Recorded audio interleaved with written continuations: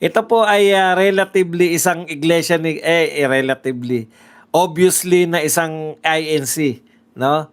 Okay. Sabi po niya, nag-message siya sa akin. Marami po nagme-message sa akin, minsan nagchatsamba ang kumabuksan.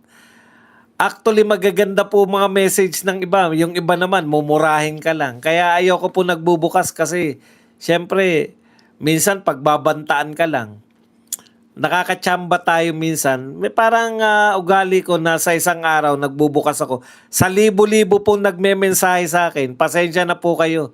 Libo po nagme-mensahe na sa akin. Natambakan na po ko. Hindi ko po, lalo na po kung hindi ko po friend, para po maiwasan yung aking makaiwas tayo sa problemang mental. Alagaan natin yung mental health. Di po ako nagbubukas ng mga hindi ko kilala. So pero nakakatsamba po ako ng isang mga message na yung tsumatsamba lang sila ng message, alam niyo yun. Tapos nababasa ko, maganda to ah. So sabi niya, bakit kaya parang wala man lang tumutulong na ibang politiko na ipagtanggol si Senator Marcoleta, yung mga natulungan ng INC sa eleksyon? Oo nga, no? Ang dami pong politiko na tinulungan ng INC sa eleksyon. Bakit kaya hindi man lang nila tulungan ngayon si Senator Marcoleta? Okay. Marami siyang sinabi pero namimili lang po ako. Marami sinuporta ng INC na nanalo kaya kung maramdaman sila ay baka maisalba si Senator Marcoleta. Ayan. Pasalamat ng gobyernong to dahil masunurin ng INC sa pamamahala kasi kung tewarik ang utak namin at susundin ang aming emisyon sa dami namin baka sinugod na Malacanang. Okay.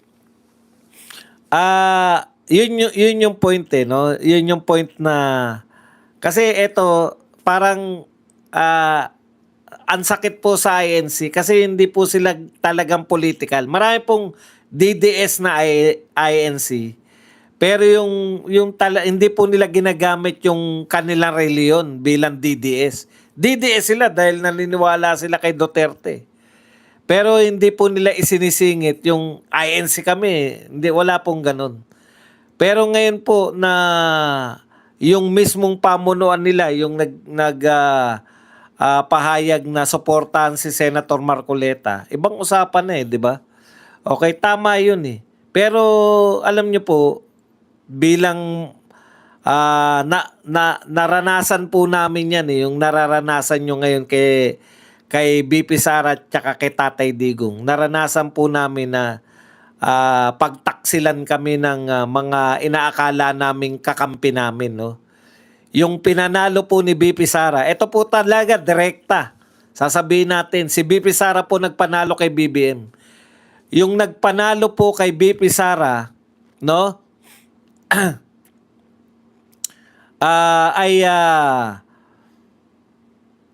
Pinagtaksilan po yung pamilya nila. Yun po ang nagpakulong sa tatay niya at yun naman po ang ngayon nag-uusig kay BP Sara. Kaya talagang yung nararamdaman nyo, kasi marami po sa INC hindi talaga political eh. Yung nararamdaman nyo ngayon, ramdam na ramdam namin yung pagkadurog ng puso namin. Nung sa mga hindi DDS na INC yan yung naramdaman po namin nung pinakulong si Tatay Digong, yung unti-unting dinudurog yung pagkatao ni BP Sara. Ganyan po ang gobyernong ito, no? Wala po silang konsepto ng anong tawag doon, yung utang na loob. Wala po 'yun eh. Alam nyo, sabi ng iba masama daw yung isa raw sa masamang kaugalian ng mga Pilipino yung utang na loob. Ako hindi po. Yung utang na loob sa akin, isang maganda pong ano yan. Huwag ka lang maniningil. Ibig sabihin, tumanaw ka ng utang na loob pero huwag mo singilin. O may utang na loob. Yun po ang masama. Pag naningil ka ng utang na loob. Pero yung nagkukusa po, yung may utang na loob. Yun eh, di ba? Nung kayo po, kayong mga politiko, Nakapila kayo lagi sa Iglesia ni Cristo tuwing mag-eleksyon. Ngayon, kailangan ng suporta ni... Ano po bang masama sa pinaglalaban ni Senator Marcoleta? Hindi po ba? Okay, ngayon po nagpahayag po. Alam na natin na may kaso na po si Senator Marcoleta. Pero nagpahayag po ngayon ang pinunong tagapamahal ay hindi pala. INC spokesperson. Ito po ang sinabi ni kapatid na Edwil Zabala. Hindi kami titigil. Ito ang naging mensahe ni INC spokesperson Brother Edwil Zabala matapos masampahan ng kasong plunder si Senator Rodante Marcoleta. Yan. Ayon kay Zabala, mananatili umano ang paninindigan ng Iglesia ni Cristo, pagpapatuloy ang panawagan para sa transparency, accountability, justice at peace.